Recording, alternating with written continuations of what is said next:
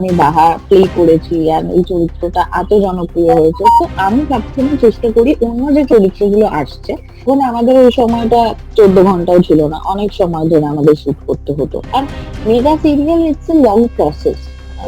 আমাদের ওই টানা কাজটা করতে হয়, কেউই চায় না যে তার জনপ্রিয়তার পিক মোমেন্টে একটা কাজ থেকে অফ নিতে। আমাকেও তিলে তিলে মেরে ফেলতে চেয়েছিল লীনা গঙ্গোপাধ্যায় যখন আমি বাহা সিরিয়াল করতাম। বাহা সিরিয়াল অনেক জনপ্রিয় হয়ে উঠেছিল, আর সে সময় লীনা গঙ্গোপাধ্যায় আমাকে 14 ঘন্টারও বেশি কাজ করিয়ে নিত। শুটিং করতে করতে আমি এক পর্যায়ে অসুস্থ হয়ে যাই, কিন্তু তারপরেও লীনা গঙ্গোপাধ্যায় আমাকে ছুটি দেয় না। এখন আমাদের ওই সময়টা 14 ঘন্টাও ছিল না, অনেক সময় ধরে আমাদের শুট করতে হতো। আর mega serial it's a long process. সে তার টাকা ইনকামের নেশায় ব্যস্ত থাকতো, কিন্তু আমিও তো একটা মানুষ, আমারও তো রেস্টের প্রয়োজন ছিল। আমি যখন তার ধারাবাহিক ছেড়ে দিই তখন সে আমাকে ব্যান করে দেয়। আমি বহু বছর কোনো কাজ পাইনি, আমাকে কোনো প্রোডাকশনের সাথে কাজ করতে দেয়নি, আমাকে ব্যান করে দিয়েছিল। আমি মানসিক দুশ্চিন্তায় পড়ে গিয়েছিলাম। আমাকে তিলে তিলে মেরে ফেলার চেষ্টা করেছিল লীনা গঙ্গোপাধ্যায়। হ্যাঁ ভিউয়ার্স, এবার লীনার পর্দা ফাঁস করে দিলেন পর্দার বাহা ওরূপে রনিতা দাস। লীনা ধারাবাহিক ছেড়ে দেওয়াতেই কেরিয়ারে ধাক্কা। ইষ্টিকুটুম ছাড়ার পর কেন হারিয়ে গিয়েছিলেন, ব্যান করা হয়েছিল কেনই বা তাকে? অবশেষে মুখ খুলেছেন রনিতা দাস। আমাদের ওই টানা কাজটা করতে হয়, কেউই চায় না যে তার জনপ্রিয়তার পিক মোমেন্টে একটা কাজ থেকে অফ নিতে। কারণ আমরা সবাই কাজ ভালোবাসি, আমরা সবাই কাজ করি। জানালেন সবটা। টেলিভিশন দুনিয়ায় গত এক সপ্তাহ বেশ অস্থির সময়ের মধ্য দিয়ে যাচ্ছে।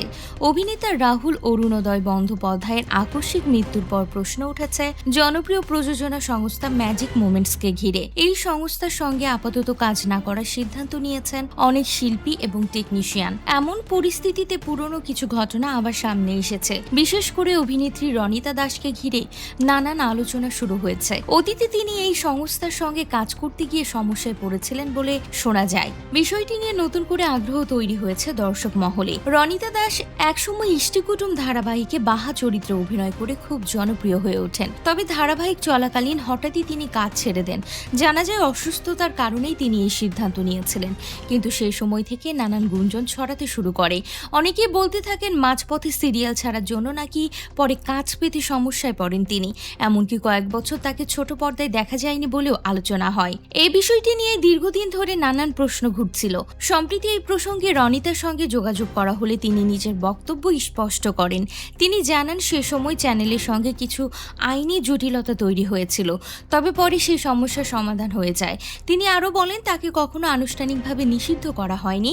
আর্টিস্ট ফোরামের পক্ষ থেকে এমন কোনো লিখিত সিদ্ধান্ত নেওয়া হয়নি, ফলে শুধুমাত্র শোনা কথার ভিত্তিতে কোনো দাবি করা ঠিক নয় বলেই মনে করেন তিনি। রনিতা বলেন অনেকেই তাকে নানান রকম কথা শুনিয়েছেন সে সময়, কিন্তু তিনি নিজে কোনো প্রমাণ না থাকায় সেসব বিষয়ে মন্তব্য করতে চাননি।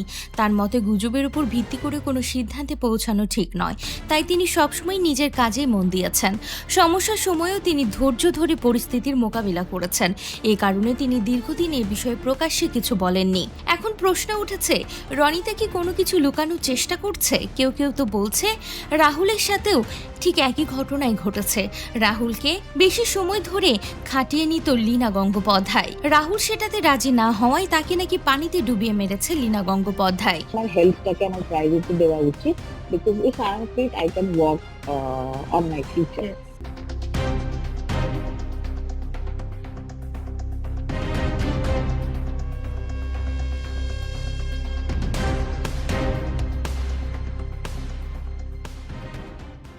অবশেষে পুলিশের হাতে গ্রেপ্তার হলেন লীনা গঙ্গোপাধ্যায়। হ্যাঁ ভিউয়ার্স, ইতিমধ্যে তার গ্রেপ্তার হওয়ার বেশ কয়েকটি ছবি সোশ্যাল মিডিয়ায় ভাইরাল হয়েছে, যেখানে দেখা যাচ্ছে পুলিশ তাকে ধরে নিয়ে যাচ্ছে। তবে কি এবার রাহুল হত্যার সত্যিটা বেরিয়ে আসবে?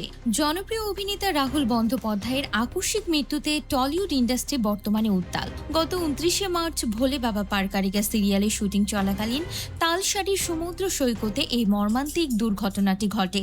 রাহুলের মৃত্যুকে কেন্দ্র করে প্রোডাকশন হাউসের গাফলতি এবং সত্য গোপনের গুরুতর অভিযোগ তোলা হয়েছে। গতকাল রাত্রে আমরা আপনাদের জানিয়েছিলাম কি কারণে আমরা কি করতে চলেছি, আপনারা সবাই জানেন। তো সেই মতো আজকে আমরা আমাদের অভিযোগ নিয়ে এখানে থানায় এসেছিলাম এবং আমরা এফআইআর লঞ্চ করেছি।